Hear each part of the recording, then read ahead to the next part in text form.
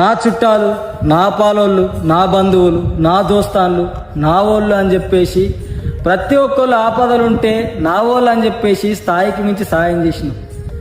ఇప్పుడు నీకంటూ ఆపద వచ్చినప్పుడు నిన్ను ఆదుకునేటోళ్ళు ఓళ్ళు లేరు.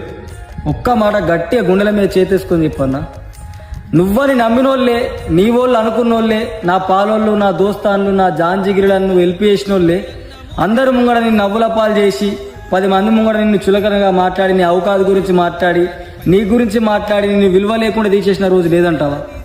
అయినా కూడా పైసలు ఉన్నప్పుడు ఒక మాట, పైసలు లేనప్పుడు ఒక మాట మాట్లాడే గాడిద ఓట్లతో నీకేం పనన్నా? నీ బతుకు నువ్వు బతుకు.